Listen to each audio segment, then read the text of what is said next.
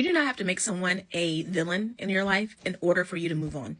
So, quick story time. There's a woman that she and I used to be friends, and just over time, we ended up growing apart.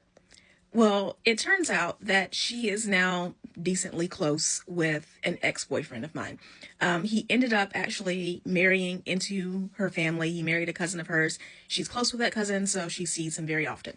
Now, this will be relevant in a second. She and I ended up reconnecting recently, and she was like, "Hey, we should get together. We should have some coffee or whatever. We should catch up." And I said, "Okay, sounds great." We end up meeting up together. We're talking, we're catching up. I'm learning all about her family and what she's been up to. I was telling her about my husband. I was telling her about my business, all the things that I've been up to in the past couple of years since we had last talked. She ends up bringing up this ex-boyfriend, and she's like, he is just doing so well right now. Like, he has this job, and he and his wife, like, they have their kids and they're living here, and they just got back from this vacation, and everything is so great. And I'm listening, I'm like, oh wow, that's really great. Like, he's a good guy. I'm glad that he finally found someone who is, compatible with him, and they want the same things, and that they're doing well. And she gives me this look, and she's like, well, if he was so great, then why didn't the two of you work out? And I told her, just because he was a good person doesn't mean that he and I were meant to be.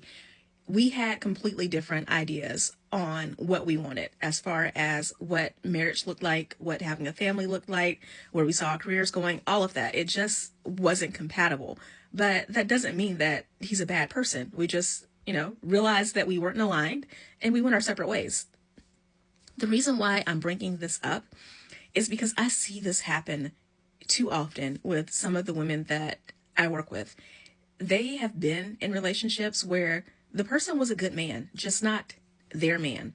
And before they left the relationship, they somehow worked in their head that this person was evil, this person wasn't good because he wouldn't conform to what they wanted in life, and the relationship wasn't going to work out. So now they've made this person to be the bad guy, and they are dealing in pettiness and resentment while he's moved on. He's probably not even thinking about her.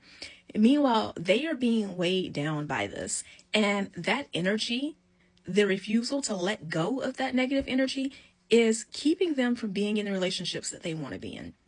Or they are with someone who, even if this person is not their man, is not really compatible and in alignment with the things that they want, because he is a good man, they are staying in the relationship, even though this relationship is not a fit.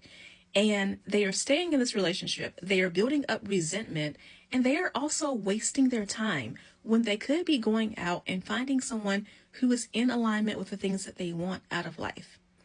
People don't have to be villains in order for them to not be right for you. And the sooner that you recognize that, the sooner that you allow yourself to not operate in a place of scarcity and allow yourself to move on from even good people and find someone who is right for you, the sooner you allow yourself to not be weighed down by pettiness and bitterness, the easier life is going to go for you.